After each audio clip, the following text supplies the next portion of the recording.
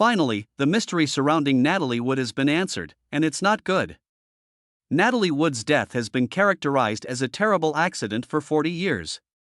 One November night in 1981, a stunning movie star fell from her yacht into the murky seas near Catalina Island. At first, both the public and government agreed with this version of events, which portrayed her death as an unfortunate accident that ended a remarkable life and illustrious career. However, a troubling collection of contradictions, shifting testimony, and forensic evidence that paints a completely different picture can be found beneath this handy narrative. We're looking at the unsettling reality behind one of Hollywood's longest-running mysteries today. Natalie Wood's death wasn't the straightforward mishap we've been told. The whole narrative of what transpired aboard the yacht Splendor that night, from unexplained injuries to contradictory testimonies, from postponed emergency calls to reopened investigations, shows a horrific chapter in Hollywood history that influential people have been trying to conceal for decades. What you're going to discover will change your perspective on not only Natalie Wood's terrible demise but also the forces that produced and upheld a sanitized version of events that the evidence is becoming more and more inconsistent with. The reason behind Natalie Wood's passing is no longer a mystery. However, the reality it exposes is more unsettling than most people are willing to acknowledge. The evening of November 28, 1981, appeared to be rather ordinary. Actress Natalie Wood, her husband Robert Wagner, her Brainstorm co-star Christopher Walken, and the boat's captain Dennis Davern on a vacation weekend boat trip to Catalina Island on the yacht Splendor.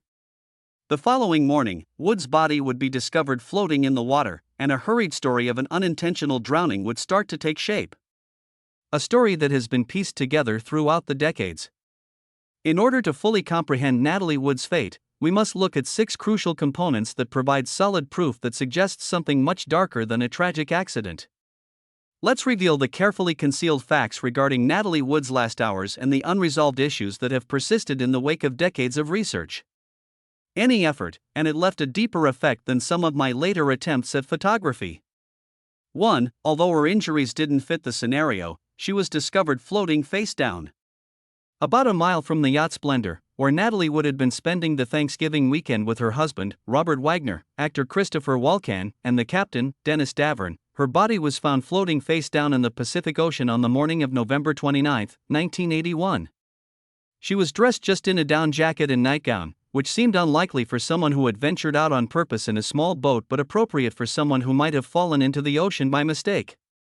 This unintended scenario was consistent with the first explanation given to authorities and the media. Wood had reportedly tried to secure the yacht's dinghy, which was crashing into the hull and disrupting her sleep, based on the initial comments made by people on board. According to this account, she slipped while attempting to maneuver the tiny boat and fell into the icy waters, where she eventually perished. At first glance, this story appeared to be credible. Despite her glitzy persona, Wood was known to feel uneasy near water. A dread brought on by an incident when she almost drowned as a child while filming a movie. All parties had drunk throughout the evening, the night had been dark, and the waters had been turbulent. This account was initially accepted by the Los Angeles County coroner, who declared her death to be an accidental drowning. It wasn't until forensic specialists re-examined the case that the physical evidence revealed a different scenario, one that had started to take shape even during the initial autopsy. Wood's body had several new injuries on her face, arms, and legs decades later, which weren't consistent with a straightforward fall into the sea. More tellingly, she had defensive-looking scratches on her forearms, the type that are usually seen when someone lifts their arms to defend themselves during a fight. Decades later, a forensic pathologist who examined the post-mortem results said, "The ocean didn't leave those bruises. Someone else did." This stark assessment cuts to the heart of the contradiction between the official narrative and the physical evidence.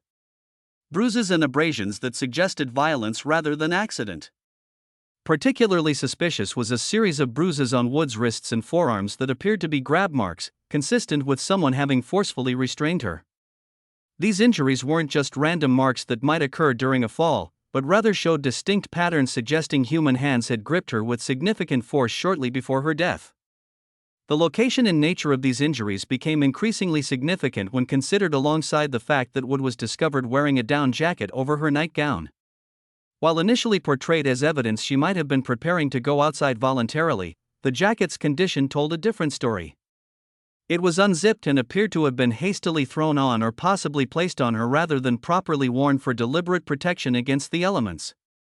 Also inconsistent with the accidental fall theory was the condition of Wood's fingernails.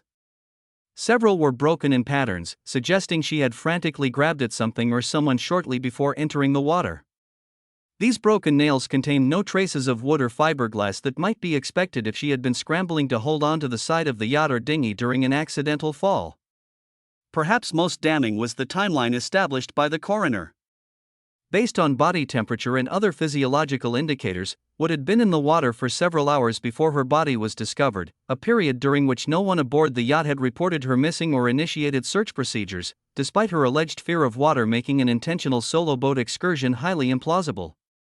The autopsy revealed another crucial fact that contradicted the accident narrative. Wood's blood alcohol level, while elevated, was not high enough to significantly impair her judgment or physical coordination. This finding challenged the implicit suggestion that intoxication had contributed to a hypothetical accident.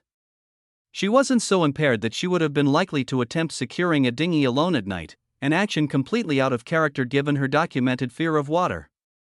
When all these physical findings are considered together, the pattern of bruises indicating restraint, the defensive scratches, the broken fingernails, and the timeline of her time in the water, they paint a picture radically different from the simple accident initially portrayed to the public. The evidence suggests not a woman who slipped and fell, but one who may have been involved in a physical altercation before somehow ending up in the water. A conclusion that raises disturbing questions about who might have been on the other side of that confrontation. They reopened the Natalie Wood thing. Do you ever comment on that? No, I never did. You wouldn't cooperate with the well, I already had. 2. Her husband, Robert Wagner, changed his story multiple times.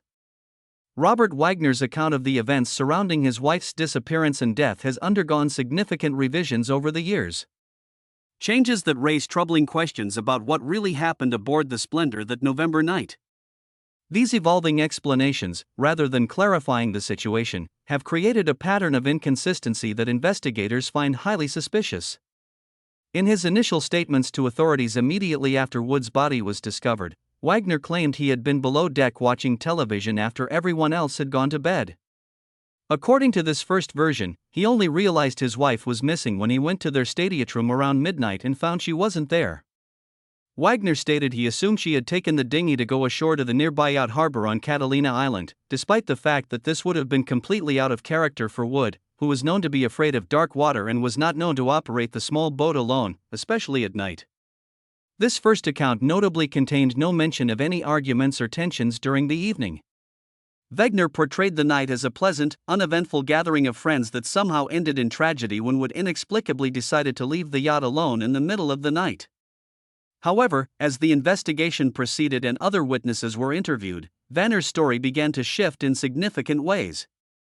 Within days, he acknowledged that there had been some tension aboard the yacht that evening, but characterized it as minor and unrelated to Wood's disappearance. He still maintained that he had no idea his wife was missing until he went looking for her around midnight. By the mid-1980s, Wagner's account had evolved further. In interviews and in his 1986 memoir, Pieces of My Heart, he admitted that he and Walken had engaged in a heated argument that evening, a significant detail absent from his initial statements. According to this revised version, the arguments centered around Juan's suggestion that Wood should prioritize her acting career over family obligations. Wagner claimed that after this argument, everyone retired to their respective cabins, and he still didn't realize Wood was missing until around midnight. By the mid-1980s, Wagner's account had evolved further.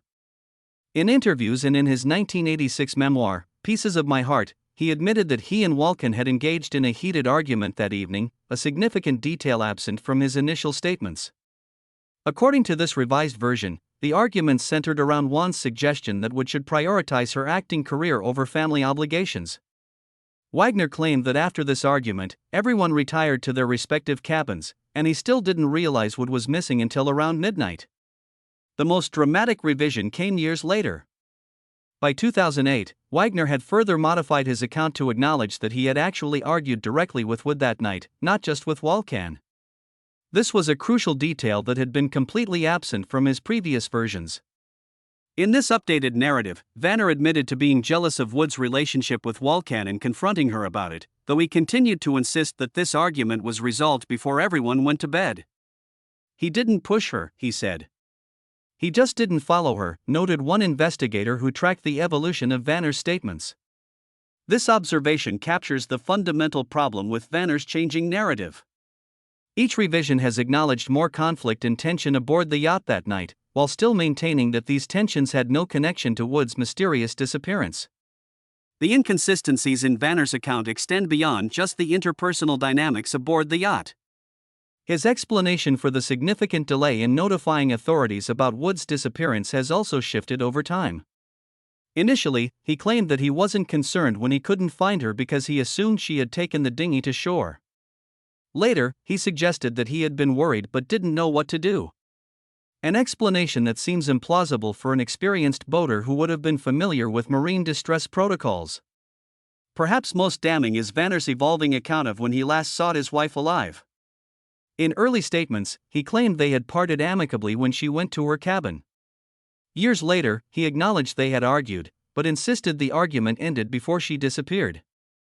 Yet physical evidence, including multiple witnesses who reported hearing a loud argument continuing late into the night, contradicts these claims. The pattern of Vanner's gradually evolving story, each version acknowledging more conflict than the last, while still denying any connection to Wood's death, raises obvious red flags for investigators. This type of incremental admission, revealing potentially damaging information only when contradictory evidence emerges, is consistent with what law enforcement recognizes as distancing behavior. A common pattern among individuals attempting to separate themselves from responsibility for a serious incident. By 2011, these accumulating inconsistencies and the new evidence that had emerged led the Los Angeles County Sheriff's Department to officially name Vanner as a person of interest in Wood's death. This designation, which falls short of identifying him as a suspect, but indicates he has information crucial to the investigation, represented a dramatic shift from the initial acceptance of the accident narrative. Vanner's response to this development has been perhaps the most telling shift in his position. Since being named a person of interest, he has refused to speak with investigators, attempting to resolve the remaining questions about that night. This silence represents a complete reversal from his initially cooperative stance and raises the obvious question of why someone with nothing to hide would suddenly refuse to assist in determining the truth about his wife's tragic death. Filming a brainstorm. Did that make that entire experience painful for you? Oh, sure. I mean, it was on so many ways, it was a terrible thing. 3.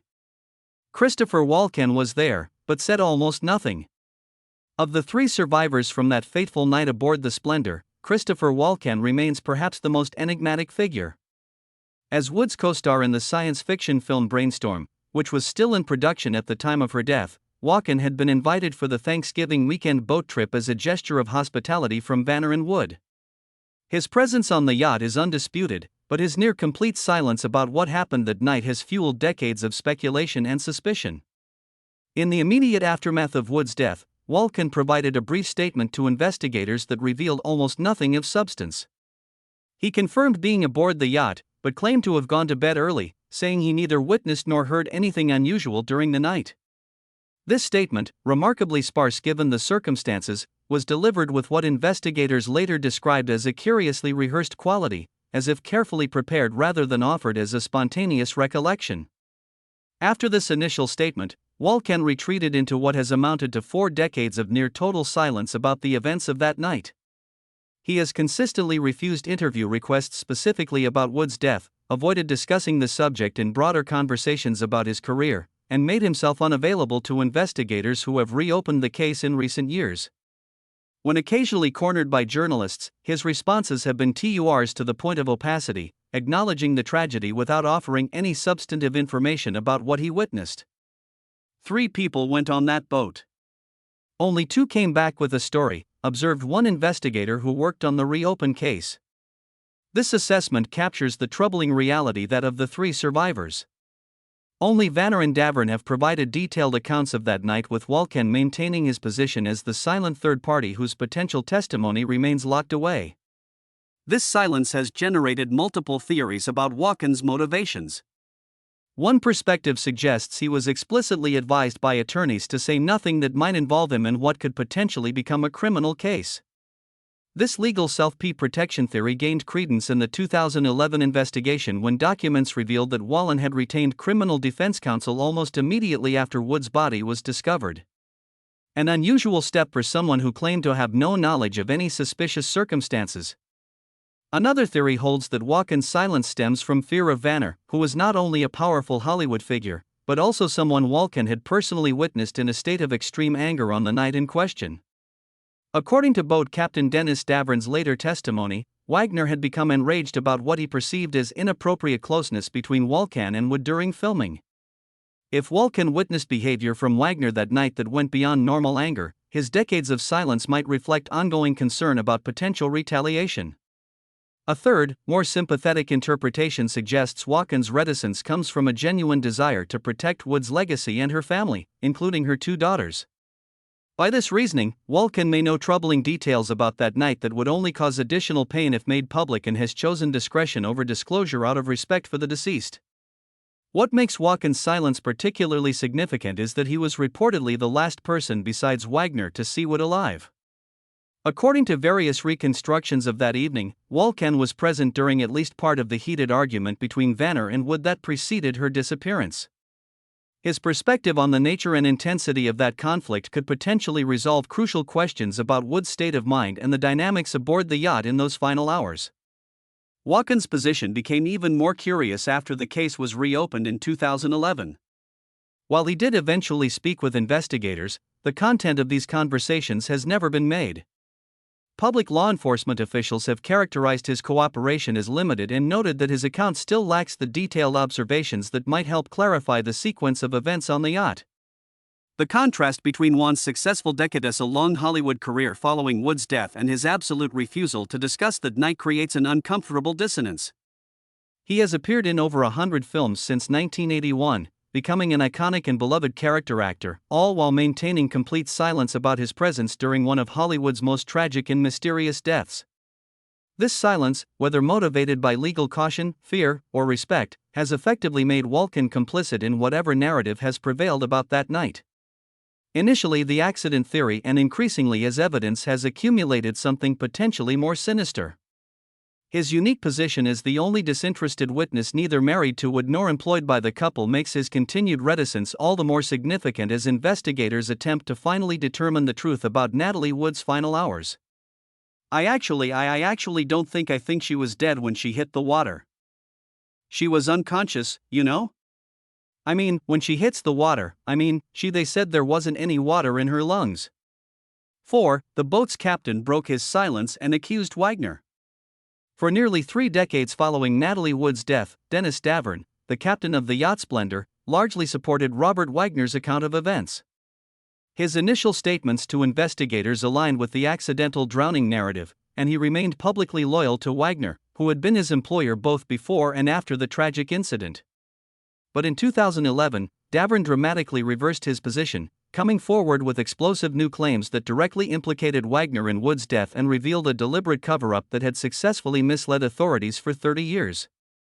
Davern's revised account, detailed in his 2009 book, Goodbye Natalie, Goodbye Splendor, co-written with Marty Rowley, and subsequently expanded in interviews with investigators and media, painted a disturbing picture of the events aboard the yacht on November 28 to 29, 1981.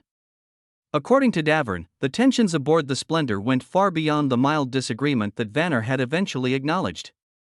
In Davern's new account, Vanner had become increasingly agitated throughout the evening, consumed by jealousy over what he perceived as flirtation between Wood and Walken.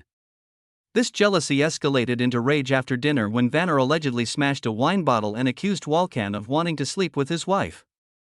This confrontation, far more volatile than Vanner had ever admitted, reportedly led to Walken retreating to his cabin while Wood and Wagner continued arguing. Most significantly, Davern claimed that the argument between Wagner and Wood intensified rather than resolved as the evening progressed. He reported hearing the couple engaged in a heated verbal altercation that moved from the yacht salon to the deck, directly contradicting Wagner's claim that any disagreements had been settled before everyone retired for the night. The most explosive element of Davern's revised testimony concerned what happened after he heard the argument move to the deck. According to his account, the shouting suddenly stopped, followed by an eerie silence. When Davern went to investigate, he found Wagner alone, who allegedly told him that Wood was missing. When Davern suggested immediately calling for help, he claims Wagner explicitly instructed him not to take any action, saying they should wait and see if she returns. "We didn't call for help because we weren't supposed to," Davern stated in his 2011 interview with investigators. A scathing claim that accused Wagner of purposefully postponing the hunt for Wood. If Wood had been alive in the water at first, this 4-hour lag between Wagner supposedly learning she was missing and the time help was finally called might have prevented her from being rescued. Davern added that Wagner seemed more focused on handling the problem than on finding his wife throughout this delay. This report suggests that Wagner intentionally tried to fabricate a tale rather than attempting to provide an honest explanation for a sad event by calling shore, drinking more beer, and specifically telling Davern to get your story straight before authorities arrived. Davern's updated testimony is especially noteworthy because it clarifies several of the contradictions in the initial account of the event. It explains why Wood's known phobia of water made a voluntary departure in the dinghy unlikely and why the search was postponed. It explains the grasp marks and defensive bruising that were recorded in the autopsy but were never fully explained. Additionally, it gives background information on how Wagner's story has changed over time. He may have made strategic changes with each iteration after realizing the original storyline couldn't be sustained. Critics have questioned why Davern held off on disclosing these data for so long, speculating that his updated story may have been driven by personal resentment towards Vanner or financial gain from his book. In response to these allegations, Davern has stated that Vanner's might and influence first coerced him into silence and that he lived with the guilt of his collaboration for decades before deciding to come clean about what he says is the truth. Many aspects of Davern's updated story are consistent with tangible evidence and witness accounts that weren't made public when he originally came forward, which lends credence to his story. For example, his account of Wood's body's pattern of bruises aligns with forensic results that were not widely reported until the case was reopened. Similarly, witnesses on adjacent boats who claimed to have heard a woman's voice in distress around the time Wood vanished support his claim that he heard a protracted, angry conversation. Davern's updated testimony had an instant and profound effect. The Los Angeles County Sheriff's Department formally reopened the Wood death investigation within months after his public remarks, which was a nearly unprecedented move for a case that had been deemed closed for 30 years. Law enforcement's conclusion that Davern's fresh information was reliable enough to support a thorough re-examination of the events leading up to Wood's death was reflected in this decision. Davern's story offered investigators a logical counterpoint to the accident story. One in which Wood's death was not the consequence of a terrible accident but rather of a growing argument that might have escalated into violence and a conscious choice to put off getting aid that might have decided her fate. After decades of successful cover-up, this story changed perceptions of the case from one of a tragic accident to one of a possible homicide. According to reports this morning, detectives received new documents from Davern's co-author that bolster that idea. In the fall of 1981, Wood is said to have perished here off the shore of Santa Catalina Island. 5. The police reopened the case and discovered damaging evidence. 30 years after Natalie Wood's death, the Los Angeles County Sheriff's Department decided to formally resume the investigation in November 2011. A number of news sources, including Dennis Davern's updated evidence and remarks from other witnesses who had been silent for decades, contributed to this unanticipated development, which was unusual for a case that had been thought to be closed for a long time. In addition to raising troubling questions about how the initial investigation had been so swiftly closed despite substantial unresolved evidence, what investigators found during this second examination would fundamentally alter the official view of Wood's death. Using forensic methods and knowledge not available in 1981, the reopened investigation started with a thorough examination of the initial autopsy results. Under the direction of the Los Angeles County Medical Examiner and Coroner, this re-examination paid close attention to Wood's body's pattern of bruises, which were identified in the initial investigation but not sufficiently explained. Many of these bruises were found to be incompatible with the idea that Wood had fallen from the yacht or dinghy by accident, according to modern forensic analysis. Instead of contact with the side of a boat or the water, the location, pattern, and depth of contusions on her face, arms, and wrists indicated that she had been struck by someone else. Particularly significant were bruises on her wrists that were compatible with constraint, someone forcibly holding her arms, and defensive wounds that indicated she had lifted her arms to defend herself from blows. The medical examiner's office made the momentous decision to formally change Wood's cause of death from accidental drowning to drowning and other unknown circumstances in January 2013 in light of this new forensic interpretation. By recognizing that the physical evidence pointed to a more intricate and possibly nefarious sequence of events, this updated finding essentially revoked the accident ruling that had been in place for 30 years. More significantly, the coroner's amended report made it clear that Wood's body appeared to have been bruised prior to her going into the water. A significant difference that stood in stark contrast to the conventional wisdom that any injuries were the result of an unintentional fall. This result supported Davron's allegation that just before she vanished, Wood and Wagner had gotten into a physical altercation on the yacht's deck. The revived investigation also focused on the enormous delay between when Wood was reportedly discovered missing and when authorities were ultimately contacted, a gap of nearly 4 hours that had never been fully explained. Given Wood's well-known phobia of the water, this delay became even more suspicious, and Vanner's assertion that he believed she had taken the dinghy ashore in the middle of the night was unlikely. Concerning discrepancies in the first investigation's methodology were also found by investigators. In 1981, there had been no in-depth interviews of witnesses on neighboring boats who claimed to have heard a woman's calls for assistance at the time of Wood's disappearance. The dinghy, which was found beached along the coast with its oars neatly packed, an implausible situation if Wood had attempted to use it, had not been carefully checked for evidence.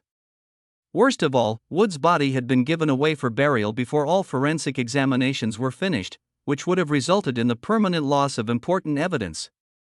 The official designation of Robert Wagner as a person of interest by the Los Angeles County Sheriff's Department in February 2018 was arguably the most important step in the reopened case.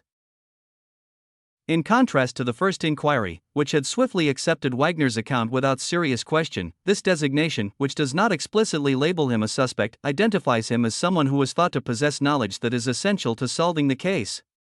One officer working on the revived investigation said, "He won't talk because if he does, this all ends very differently," alluding to Wagner's persistent refusal to communicate with investigators since the case was resurrected.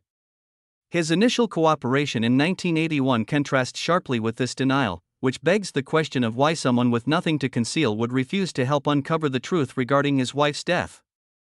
Several fresh witnesses who did not come forward in 1981 have also provided statements that have helped the renewed investigation.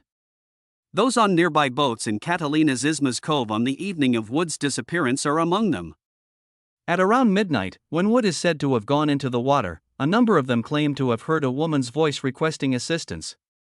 These cries, which persisted for a while before abruptly ceasing, are in direct opposition to the idea that Wood entered the water covertly and without anyone's knowledge.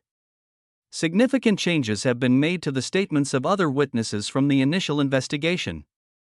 The harbor master who recovered Wood's body has provided new details about the condition in which she was found, noting that her fingernails were broken in a manner suggesting she had desperately tried to climb onto something, possibly the dinghy or the side of the yacht, before succumbing to hypothermia and drowning. Even though the revived inquiry hasn't led to any criminal charges yet, it has successfully destroyed the narrative of accidental drowning that was prevalent for 30 years. Wood's death was reframed from a tragic accident to a possible homicide by the updated findings, which included changing the cause of death and designating Vanner as a person of interest. However, because of the passing of time and the deaths of important witnesses, this reinterpretation may not be officially resolved. When she entered the water, she was either unconscious or had already died. 6. She claims it was murder, and her sister has been fighting for decades. Even though official investigations have been conducted carefully over decades, Natalie Wood's younger sister Lana Wood has been a constant voice in regards to her death. Lana has fought for 4 decades to refute the accident narrative and hold those she thinks to be at fault accountable, arguing that her sister's death had strange circumstances from the night of the catastrophe. Her persistence has played a crucial role in keeping the case in the public eye and ultimately led to its reopening in 2011.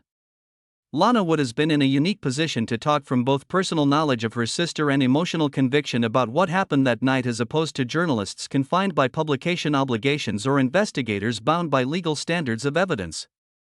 Her viewpoint blends the resolve of a family member pursuing justice for a loved one with close knowledge of Natalie's relationships and anxieties. Over the years, Lana has said, "My sister didn't drown, she was killed," most recently in her memoir Little Sister, published in 2021. This unequivocal declaration represents not merely a sister's grief, but her interpretation of data and circumstances that she finds tough to reconcile with an accidental drowning. Lana's assertion that Natalie would never have willingly gone into the ocean or tried to drive the dinghy by herself at night is very noteworthy. According to Lana, many close to Natalie were aware of her severe dread of deep, dark water where she couldn't see the bottom. This fear was brought on by a childhood event that happened while filming The Green Promise in 1949. In that scene, a bridge crumbled, sending young Natalie into rushing water, where she almost drowned. The stress of this event left the actress with a lifelong dread that made it difficult for her to even swim at the deep end of a pool. Beyond this particular fear, Lana's explanation of Natalie and Robert Vanner's relationship gives the events aboard the Splendor a darker tone. She claimed that during both of his marriages to Natalie, Vanner had acted in a domineering and jealous manner. They wedded in 1972 after being married from 1957 to 1962. According to Lana, Natalie had revealed in the weeks prior to her passing that she was thinking about divorcing for a second time. A noteworthy assertion that raises the possibility of more tension on the yacht that tragic weekend. She pleaded with Natalie to stay home that evening. One family member mentioned that despite Lana's purported warning to her sister about the scheduled boat trip, Natalie went nonetheless. This assertion implies Lana had particular worries about the yacht outing even before the disaster, even if it is impossible to independently confirm. Her subsequent advocacy for a thorough probe has been informed by these concerns. Over the years, Lana has advocated in a variety of ways. She has spoken with investigators, written extensively about her sister's death, conducted innumerable interviews, and faced Robert Wagner directly on several occasions, including a well-publicized event where she confronted him to get information about Natalie's last hours. These initiatives have kept important issues of the case in the public eye, despite the fact that detractors frequently write them off as a grieving sister's incapacity to accept a horrible catastrophe. The fact that so many of Lana's long-standing assertions have been confirmed by the renewed probe lends her perspective unique credence. Her argument that a voluntary boat trip at night was unrealistic due to Natalie's phobia of the water is consistent with remarks made by several individuals who knew Woodwell. Her statement that the injuries on Natalie's body indicated a physical altercation has been verified by modern forensic analysis of the autopsy data. Additionally, investigators' decision to designate Vanner as a person of interest in the reopened case reflects her belief that he has not been truthful about that night. Most importantly, Lana says she knows details about her sister's marriage and mental health that are vital to understanding what happened on the Splendor. She told Lana that Natalie had been unhappy in her second marriage to Vanner and had told her that she was terrified of his wrath and jealousy. If true, this information would support Dennis Davern's updated evidence regarding Vanner's anger that evening and provide a reason for a potentially violent altercation. Other members of Wood's inner circle have also given credence to Lana's most incendiary assertion, which was that Natalie was actively planning to leave Vanner at the time of her death. In the weeks leading up to the Catalina vacation, Wood had talked about making big life changes, including maybe quitting her marriage after brainstorming filming was finished, according to her agency and a number of close friends. Lana Wood's campaign has been criticized for being driven more by money or publicity than by a sincere search for the truth. Her activism, however, precedes the recent upsurge of interest in the case by a great way, and she has continuously upheld the same fundamental claims regarding her sister's death for 40 years, even when no one was paying attention and there was no financial motive. Lana Wood's campaign's tenacity illustrates the severe effects of unresolved grief and the human urge for closure when confronted with a sad loss. Her refusal to accept convenient narratives that contradict what she knows about her sister has been a vital counterbalance to the official accounts that initially discounted any suspicious circumstances surrounding Natalie Wood's death, regardless of whether her version of events is ultimately proven to be accurate. What actually took place that evening? Together, the 6 components of the Natalie Wood case present a troubling alternative to the accident story that is consistent with the physical evidence, witness accounts, and updated investigative conclusions. The weight of the information that is currently accessible suggests a sequence of events that is very different from what was first made public, even though conclusive legal proof may still be elusive because of time and evidence loss. Based on comments from local boers who heard calls for assistance, Dennis Davrin's testimony, the forensic re-examination of Wood's injuries, and the notable and inexplicable delay in reporting Wood missing. The most likely scenario, according to investigators, is that Wood and Wagner got into a heated argument that escalated into a physical altercation and ended up in the water, either by falling during the altercation or on purpose, and that he failed to seek help right away, making a rescue impossible. What makes this case particularly troubling isn't simply the potential that Wood's death was no accident, but the apparent success of a 4-decade attempt to establish a false narrative about that night. An endeavor that might have stopped justice from being administered for all time. Despite the growing evidence that the accident theory cannot explain the facts as we now know them, a combination of Hollywood power, institutional deference, a lackluster initial investigation, and time have created a situation where the complete truth may never be formally